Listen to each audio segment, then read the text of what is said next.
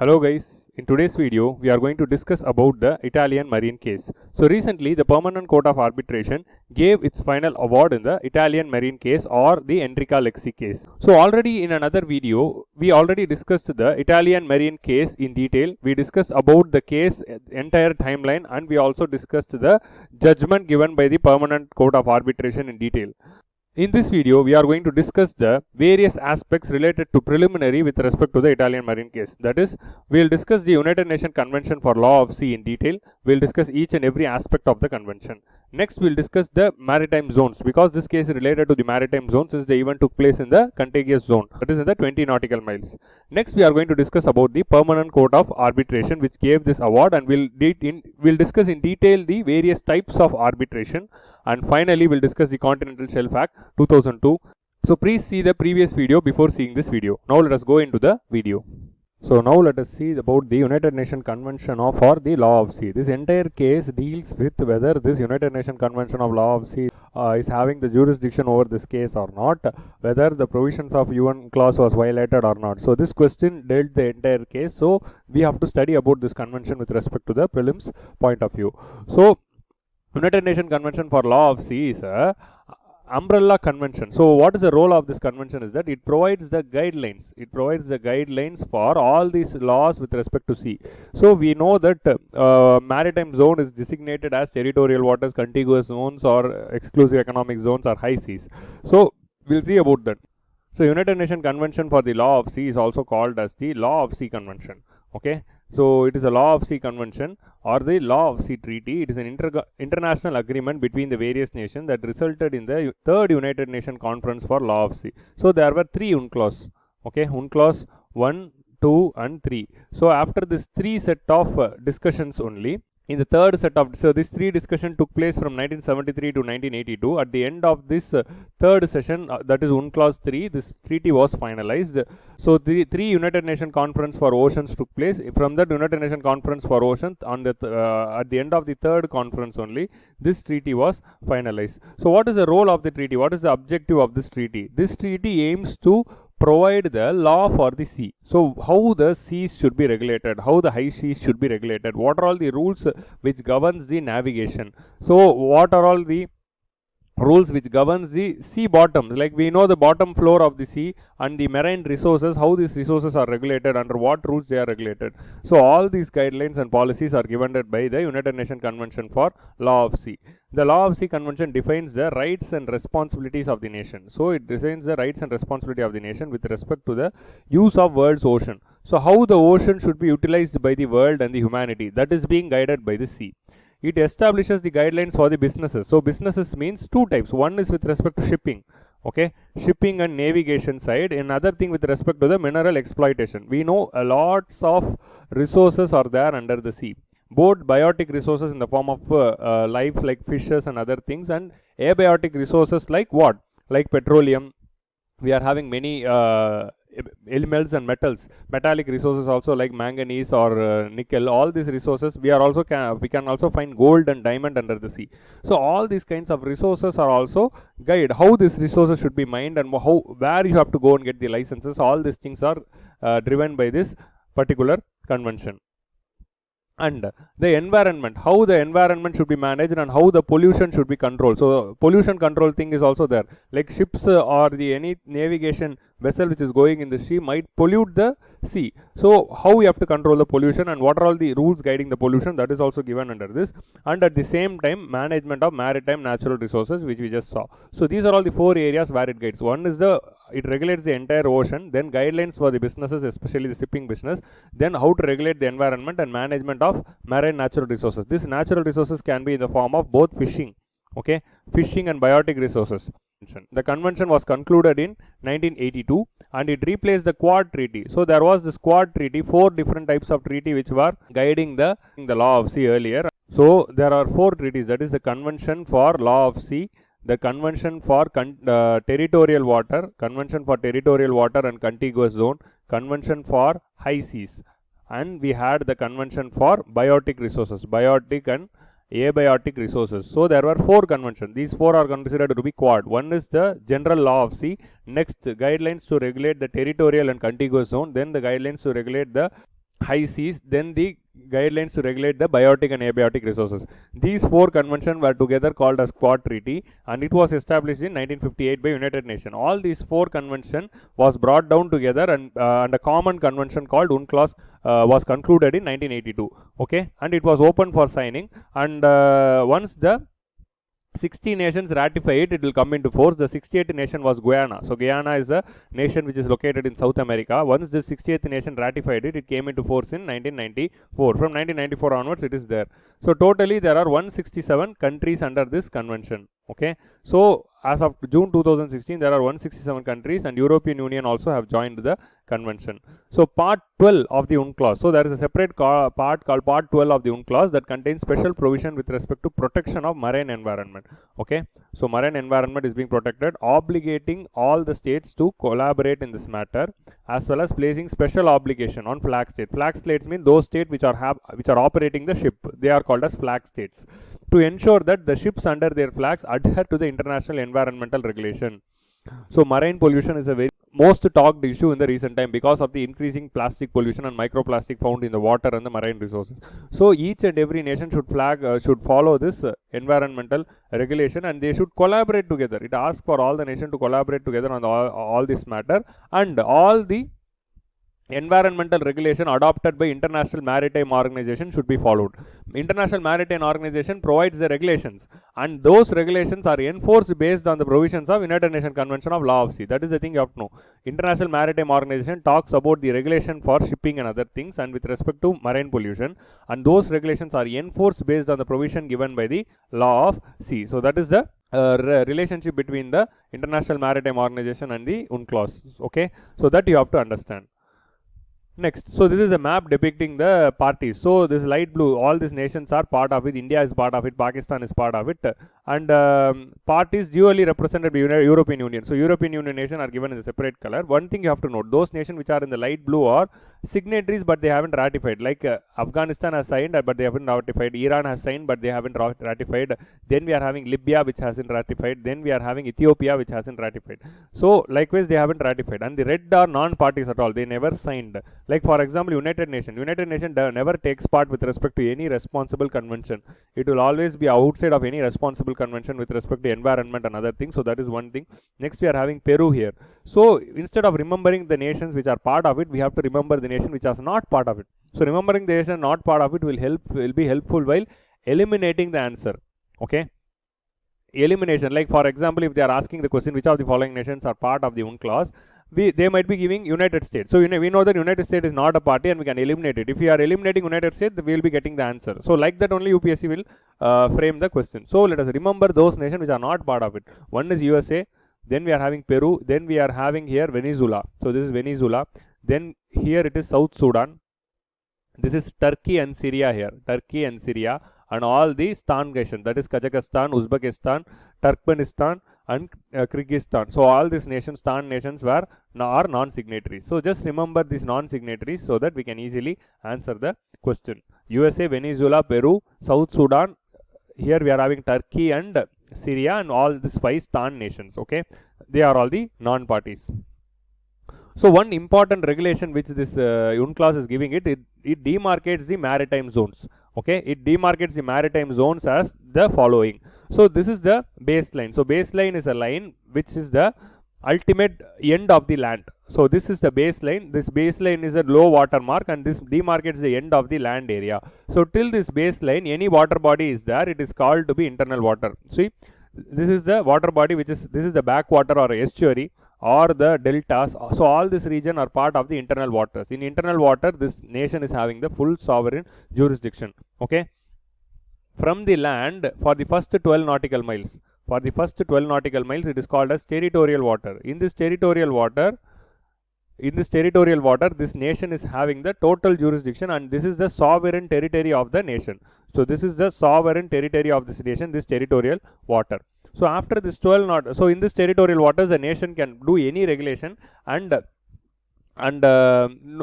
it can impart any action. Like for example, if this is Enrica Lexi case, if at all it would have taken place in territorial waters, then the entire jurisdiction of the case would have been with respect to the Indian court only.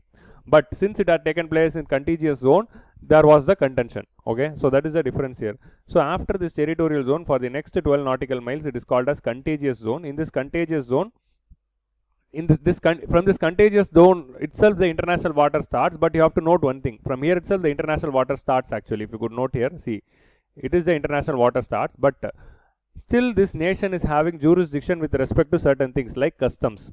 They can levy the customs duty from here, or they can tax. So taxation rights is existing. Prevention of pollution, so that is existing here. Okay, then with respect to immigration,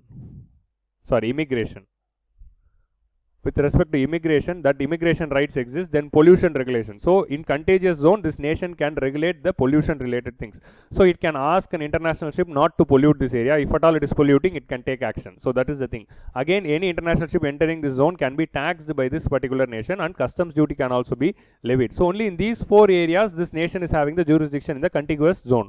If you could see, you cannot take any criminal prosecution. So none of the criminal prosecution is allowed here. So criminal prosecution is there only till the territorial waters are not in the contiguous zone. In contiguous zone, only the customs, taxation, pollution and immigration related laws only can be brought in by the homeland. See, this can also be a potential preliminary question. Which of the following areas where the nation is having the sovereign jurisdiction? So sovereign jurisdiction extends only to customs, taxation, pollution and immigration.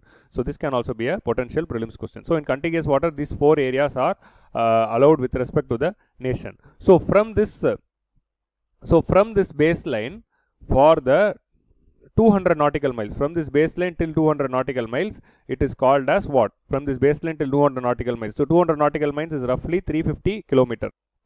So you should understand that the nautical mile is different from normal mile. So normal mile is 1 mile is equal to 1.6 kilometer, but 1 nautical mile is equal to 1.8 kilometers. So nautical mile is greater than the normal mile, that you have to understand. So this exclusive economic zone extends from baseline. So many of you will confuse that it is starting from contiguous zone. No, it is not starting from contiguous zone, but it starts from the baseline.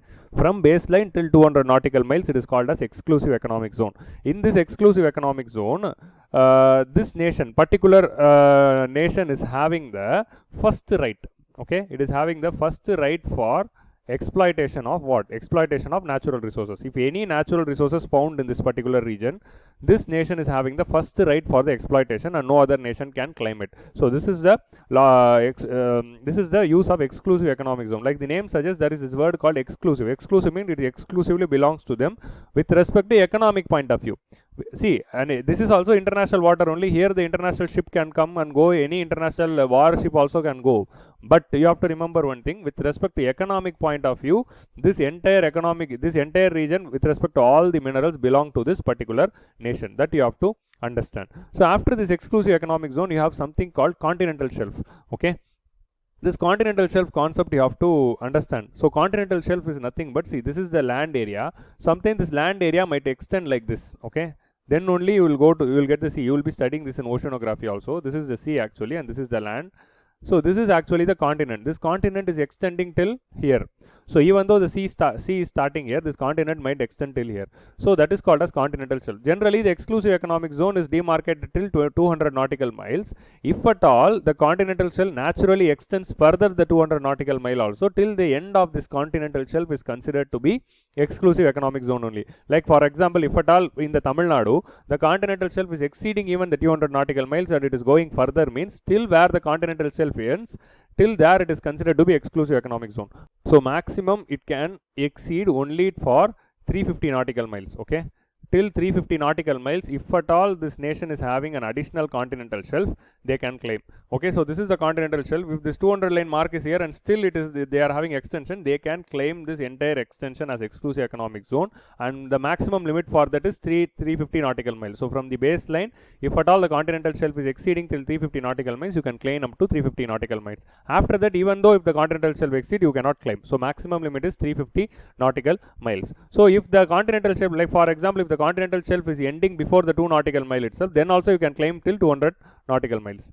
Even before it ends and abyssal plain is starting, till here you can claim as your own. But if it is exceeding, you can claim till where it exceeds. So that is the logic here. So whichever is greater, till the continental shelf exceeds all the 200 nautical miles, whichever is greater, you can call it exclusive economic zone. So these are all the 4 zones. So after this 200 nautical mile, after the exclusive economic zone ends, it is called as high seas. In this high seas, so till exclusive economic zone, this nation is having the economic rights. So once the high seas come, this high seas belongs to entire humanity. It belongs to entire humanity. No single nation can claim. So anything which happens in high seas should have to be regulated. So till exclusive economic zone, see, till territorial waters, this nation regulates everything. In contiguous zone, for the 4 things the nation regulates. For all the other things, it has to be regulated. So in exclusive economic zone, for economic issues, this nation regulates. For all the other things, it has to be regulated. So in the high seas, everything has to be regulated. So all these regulation things for which the regulation is needed is being regulated by UNCLOS. So UNCLOS come into picture here. Okay. So UNCLOS regulates all the affairs in the high seas. So if at all an international ship, this international ship is allowed to, whether it is allowed to enter, like international warship, whether it is allowed to enter contiguous zone, yes, it is allowed to enter contiguous zone. There is this concept called innocent passage. The meaning for innocent passage is that any international ship can enter into the territorial waters of another nation. Even it can enter into the territorial water also, but it can enter only with respect to innocent passage. So innocent passage clause means, so it should not affect the peace and stability of the nation. If a ship entering the nation is not affecting the peace and stability, then it is called as innocent passage. Okay. So a normal ship without affecting the peace and stability of a nation, it can enter into the territorial waters by mistake also. If it is entering by mistake, it is forgiven. But if at all it is affecting the peace and stability, then it is not considered to be innocent passage. So that is the regulation which is to be mentioned. So a ship is allowed to enter into the contiguous zone and territorial water with respect to innocent passage. With respect to exclusive economic zone, any ship can enter anything. So there is no regulation. Okay. So only in these 2 areas the innocent passage law will apply. Note this, though they can ask this word, the term innocent passage is related to the affairs of what, like that they can ask questions. So these are all the maritime zone with respect to the UNCLOS. So the next thing is, this UNCLOS established an institutional mechanism called International Seabed Authority. Like you saw, from territory till exclusive economic zone, this particular nation is having the jurisdiction to take all the resources. So if India want to take any resources from exclusive economic zone, they can directly go and mine and they can take. They don't need to ask any permission. Like if you could see, we are having this region called Mumbai High. This Mumbai High is located at 72 kilometers from Mumbai. So if it is just located at 72 kilometers from Mumbai, which means that what? Which means that it is under exclusive economic zone. So hence India doesn't need any permission from anyone to take oil from the Mumbai High, because it is 72 kilometers only. It is far inside the exclusive economic zone.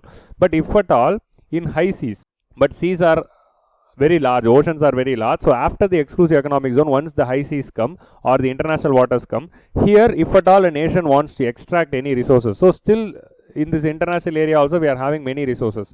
In high seas also we are having many resources. So for example, manganese nodules are there, petroleum resources are there. We are also finding golds and diamonds also. If at all a nation wants to extract any resources from the high sea, they have to go to International Seabed Authority for approval. So the role of International Seabed Authority is to regulate the mining of natural resources, and that is biotic and abiotic resources in the high seas. To regulate any mining of any natural resources in the international seabed, that is in the high seas, is being done by International Seabed Authority. So India also got permission to, see, this is the India, and in the Indian Ocean region, in this region is being allocated to India. The central Indian Ocean region is being allocated to India. So India's exclusive economic zone ends here, but still India has got permission to extract manganese nodules. So manganese nodules are nothing but they are pebble sized shape of or potatoes sized nodules of manganese which are found in the deep sea. So from this we can economically extract manganese, nickel and cobalt. So India has got permission to extract this manganese nodule. That's why we are having this deep ocean mission. There is this mission called deep ocean mission by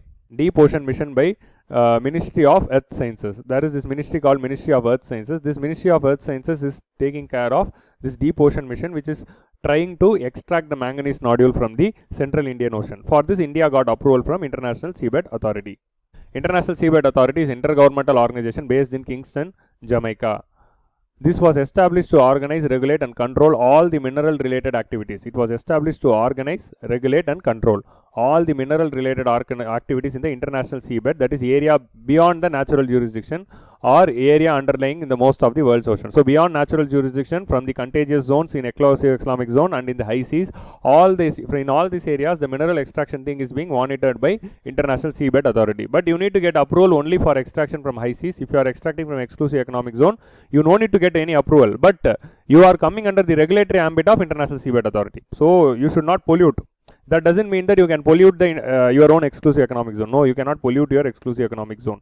So pollution related things are regulated by International Seabed Authority. The function is to regulate the deep seabed mining, protection of marine environment from harmful effects of mining, exploration and exploitation. So this authority checks against the exploitation of resources in the high seas.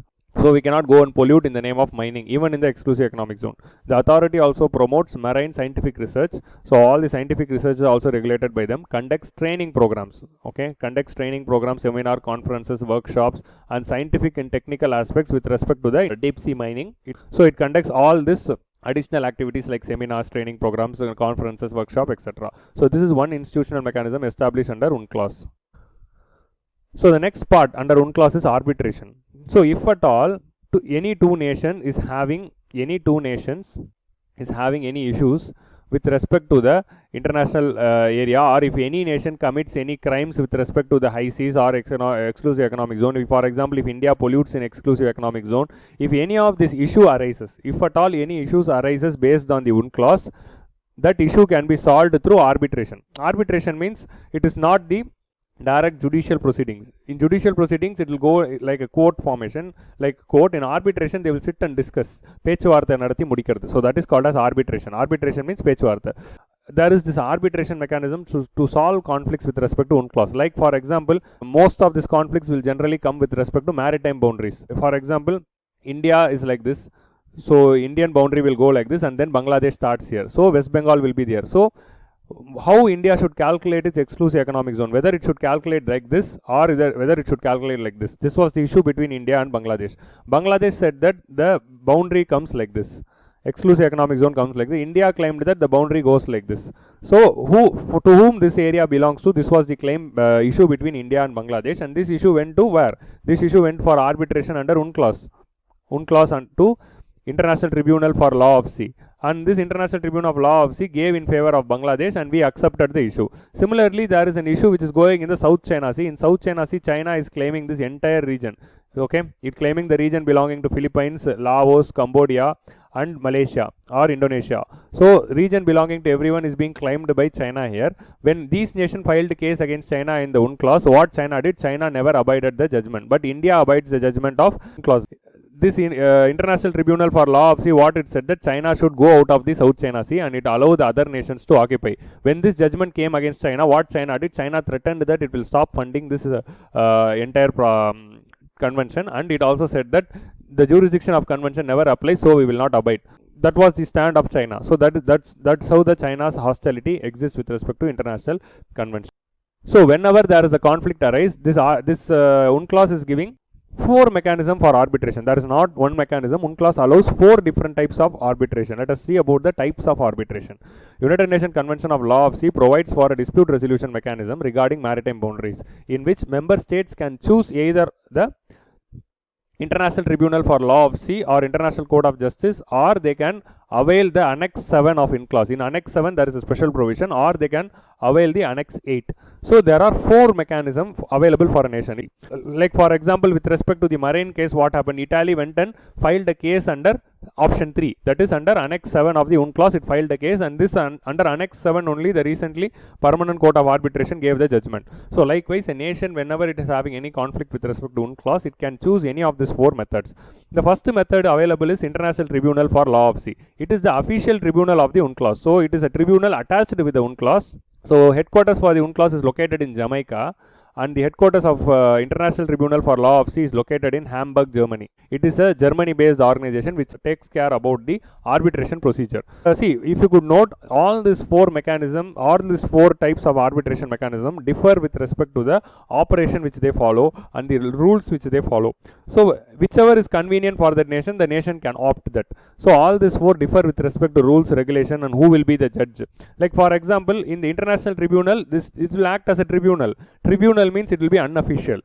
So tribunal is a body established to solve certain disputes. It will have members from both the judiciary and the domain experts also from administrative background.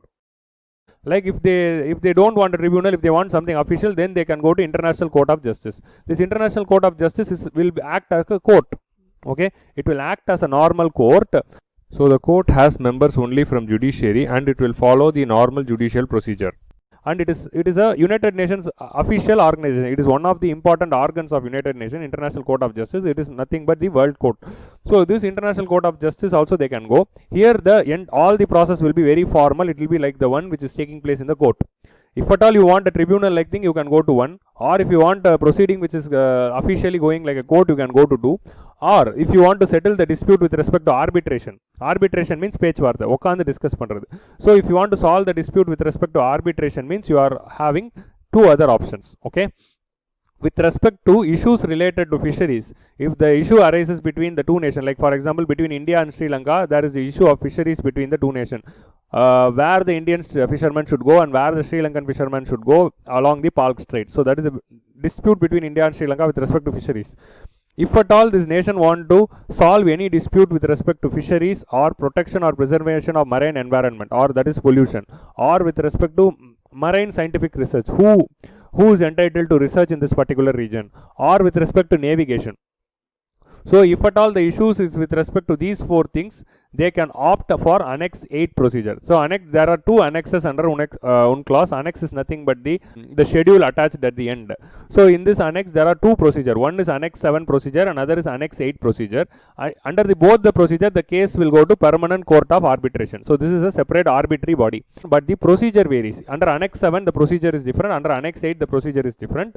So under Annex 8 you can claim only under these four cases, that is with respect to fisheries, protection or preservation of maritime environment, marine scientific research and navigation. For anything which is respect to the criminal proceeding, so for example the Enrica Lexie case deals with the criminal proceedings where a murder happened, where two people were killed.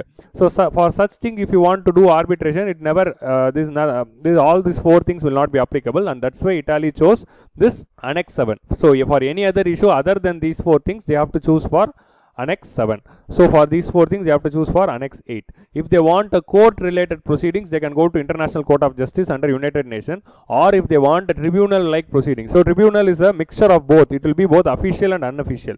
Okay, so that is the nature of tribunal. So tribunal is generally quasi-judicial. It will not be very strict. So they will be given some flexibilities. So whichever the nation wishes, they can opt for it. Okay, that is the four different ways which is being provided.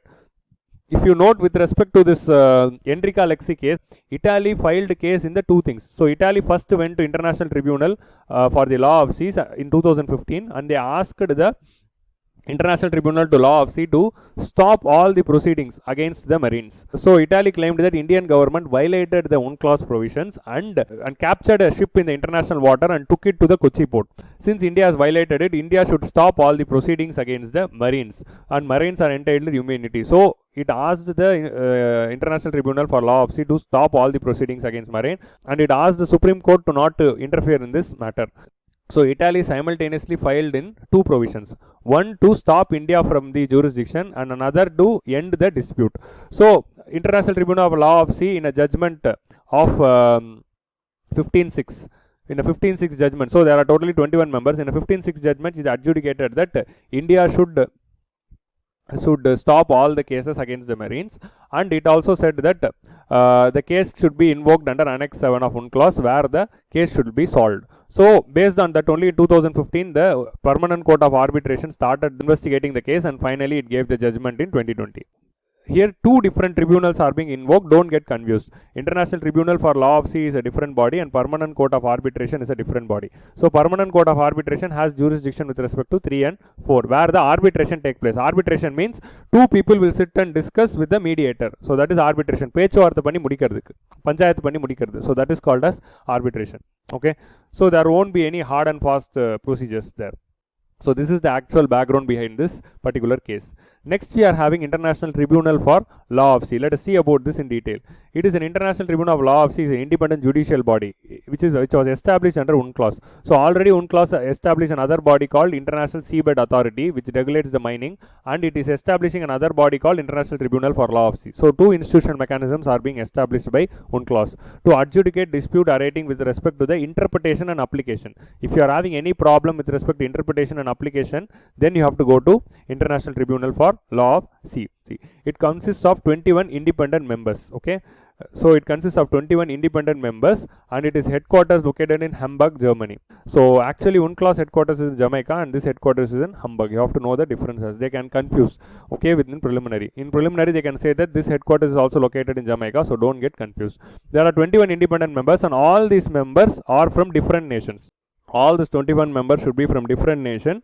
So there are certain conditions. Second one is that they should not be a government servant. They should not be a government servant. Actually, a nation only will appoint, but they should not be a government servant. They should be independent members. They should not be influenced by the government of particular nation. Like for example, if India nominates one judge to this tribunal, means that judge should not be working under Indian government, or he should not be affected by the views of Indian government. In Indian government is not having any jurisdiction.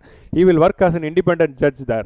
So the judicial independence is being ensured there. And the third law is this: all these 21 nations should be diverse, and they should be representing the all 6 continents, that is North America, South America, Europe, Asia, Africa and Australia. All the 6 continents should be represented based on their proportion. Okay, that is what. So it should be diverse and it should represent this entire world. So that is the three norms. And they should be experts with respect to maritime law. Expert of maritime law. So these are all the 4 conditions for appointment of the members of this tribunal. So note down all these 4 points. These 4 points can be part of the preliminary question. So that is one area. The tribunal has having jurisdiction over any dispute concerning the interpretation, application of the convention and overall matters specified. That is the role of this international tribunal.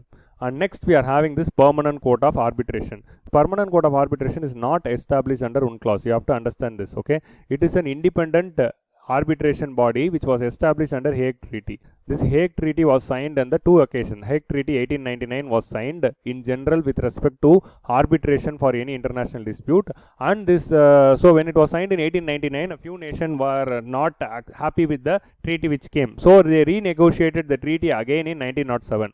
So they signed a different treaty. A few nations accepted this treaty, a few nations accepted this treaty. So based on this treaty, you can be a member of any of these two treaties. Like for example, India has accepted this treaty and they have not accepted this treaty. So based on these 2 treaties only, they established this body called Permanent Court of Arbitration. Whenever an international dispute arises between 2 nations, a dispute between 2 nations can come based on a treaty. Like there are many international treaties which are being signed, like there is this Montreal Protocol is being signed, or there is this UNFCCC, or Vienna Convention, or the treaty with respect to Stockholm Convention, likewise, or with respect to UNCLOS, likewise, various international treaties are being signed by the nation. If at all any disputes arise with respect to the interpretation of treaty between the 2 nations, they can come and take the service of this Permanent Court of Arbitration and they can solve the issue. So if at all any interpretation issue comes with respect to any international treaty, they can come and approach this Permanent Court of Arbitration. So the issues between the 2 nations is being solved here, or with respect to one nation and one private entity, private company. Like for example, if there is a case between India and Google, so India is a nation, Google is a private company, international company. So if there is a dispute between these 2, they can go to Permanent Court of Arbitration and solve the dispute. Okay, this is called as investor dispute settlement mechanism. Here Google is an investor in India. If there is an issue between the investor and the nation, then they can go to then they can solve this issue with respect to Permanent Court of Arbitration. So the next thing, it between 2 private companies. If there is a dispute between 2 private companies, let us take for example Google and Samsung, if they are having any problem, or with respect to Samsung and Apple, if they are having any problem, again they can go to Permanent Court of Arbitration for solving the dispute. So whenever a nation comes and asks for a dispute and they wanted to solve it, what will do? This Permanent Court of Arbitration is having a panel of arbitrators. They are having a panel of arbitrators. Yeah, okay. That from that particular panel of arbitrators, they will take the few arbitrators for this arbitration. That is, like, let us take this example. Now India is going and Italy is going. So India will appoint 4 arbitrators once they are joining this treaty. In the similar way, Italy will also appoint 4 arbitrators.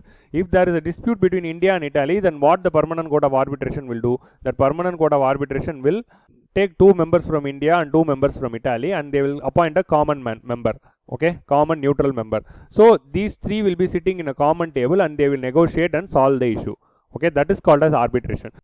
So that is how it functions. So the issue can be with respect to 2 nation or 1 nation or a private entity, or between 2 private entities, they can solve the issue. So the Permanent Court of Arbitration is an intergovernmental organization located in Hague, Netherlands. So in Hague, Netherlands, there are 3 international institutions. One is Permanent Court of Arbitration, another is International Court of Justice, which is United Nations official court to solve the disputes between 2 nations. Then we are having International Criminal Court. So all these 3 courts are located in the Hague only, okay. Hague, there is this palace called Peace Palace. In Hague Peace Palace, all these 3 organizations are established.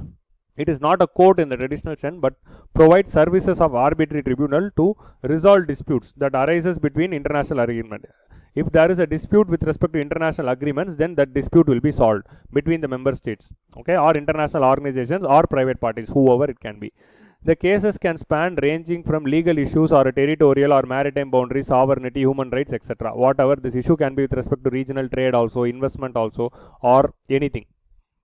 Permanent Court of Arbitration is constituted to 2 separate multilateral conventions. One is 1899 Convention and other one is 1907 Convention with combined membership of 122 states. This organization is not under United Nations, but it is an observer under United Nations. This thing you have to note, which can be asked in the preliminary. So Permanent Court of Arbitration is not a UN body. Okay, it is not a UN body, but this body is an observer under UN. But if you could see International Tribunal for Law of Sea is a UN body because it was established under UNCLOS. So UNCLOS is United Nations Convention. So ITLOS is a UN body, but this Permanent Court of Arbitration is not a UN body. That thing you have to note. The budget of Permanent Court of Arbitration comes from the contribution of its members. Members will provide the money on regular donations, or whenever a member is approaching for any arbitration, they have to pay the charges. Like for example, now the case went between Italy and India. Now what will happen? Both India and Italy will have to pay for the arbitration. So like that, they will be earning the income. So one more fact is that United Nations Convention for Law of Sea under Annex 7 and Annex 8. So there are 2 annexes, Annexes 7 and 8. Provides the power to Permanent Court of Arbitration to solve any dispute with respect to this treaty. Officially, United Nations Convention itself says that under Annex 9 and Annex 8, if at all any of these annexes is invoked, then the court case goes to Permanent Court of Arbitration. So based on this only, Italy went and invoked this Annex 7 of UNCLOS, and the case went to Permanent Court of Arbitration, like we discussed in the previous slide. Organizational structure of Permanent Court of Arbitration will see. This Permanent Court of Arbitration consists of 3 bodies. One is Administrative Council. This Administrative Council is headed by Ministry of Foreign Affairs of Netherlands. So Foreign Ministers of Netherlands is the head of this Administrative Council, and all the ambassadors to Netherlands. Like for example, each and every ambassadors who are located in Netherlands are part of this. Like ambassadors, like India's ambassador to Netherlands, there will be an IFS officer who will be India's ambassador to Netherlands. He will be representing India in that particular body. There will be an ambassador who is a ambassador of France in Netherlands. She will be representing France in that body. So all the ambassadors in the Netherlands are members of this Administrative Council, and it is headed by Ministry of Foreign Affairs or External Affairs of Netherlands. So that is this Administrative Council. It is the official policy making body. So this body makes all the policy decision with respect to PCA. Then we are having International Bureau. International Bureau is headed by Secretary General. It is official secretariat which takes care about the day-to-day activities. Day-to-day administrative activities is being carried out by this on all the cases. Like for example, if the case is going, all the logistics and other administrative issues with respect to the case is being done by this particular body. It does the secretariat role. And finally, we are having the members of the court. So who are all the members of the court? Each and every signatory, there are 122 signatories. Each and every signatories will nominate 4 arbitrators. Like for example, if India is there, India will nominate 4 persons are arbitrators. Whenever a case with respect to India is coming, the 2 members from that arbitrators will be assigned for that case. Each nation can appoint 4 arbitrators for a 6 years term. They will be working there for 6 years term, and they are eligible for reappointment. That is, 4 arbitrators are appointed for 6 years term and they are eligible for reappointment. So they are the members of the court, and that is the organization structure of Permanent Court of Arbitration. So the final issue with respect to this Enrica Lexie case is suppression of unlawful activities against safety of maritime navigation or fixed platforms of Continental Shelf Act. So in short, we'll call it as Continental Shelf Act because National Investigation Agencies invoked the case under this Continental Shelf Act only. the convention for the suppression of unlawful acts. So it was this particular act was passed by Indian Parliament after India ratified this particular convention. There is this international convention called Convention for Suppression of Unlawful Acts. It is a convention which was established by International Maritime Organization. It is a multilateral treaty by which the states agree to prohibit and punish the behavior which may threaten the safety of maritime navigation. If at all the safety of maritime navigation is threatened by anyone, that particular nation is having the power to punish them according to this treaty. So based on this treaty only, India passed this Continental Shelf Act, and based on that only national investigation agencies filed a case against the Marines, since those Marines threatened the safety of maritime navigation of Indian fishermen. So that's why India thought that they are having legal jurisdiction and the case should go under this SUA. So India thought that SUA is only having the jurisdiction and UNCLOS is not having jurisdiction, but only UNCLOS is having the jurisdiction. That was the 4-1 judgment given by the latest award. This act criminalizes the violence, any violence done in the international waters, or any damage done to the boats, or any murder or any other harm to any commercial ship. So, okay, so this act doesn't apply for the military ships. It is not applicable for the military ships or any ships of the government, but it only deals with a commercial ship. Here, this Saint Anthony is a commercial ship. Saint Anthony is a commercial fisherman ship which was attacked by another commercial ship called Enrica Lexi. So Enrica Lexi is another commercial oil tanker only. This Enrica Lexi is a commercial ship. It attacked the Saint Anthony, another commercial ship. So this particular convention is applicable only for the commercial ship which is doing the international shipping and not for the military ship. So this is another catch here. They can ask this in preliminary whether it is applicable for the military ships or not. Okay, that is one thing which you have to note. So thank you guys, we have come to the end of the video. In today's video we discussed the United Nations Convention for Law of Sea, and we also saw the various maritime zones, and we discussed in detail about the various types of arbitration with respect to Permanent Court of Arbitration, and we also discussed the features of Continental Shelf Act 2002 which was invoked by NIA. I have already discussed this Italian marine case in detail in a previous video, so please see that video. Thank you. Stay home and stay safe.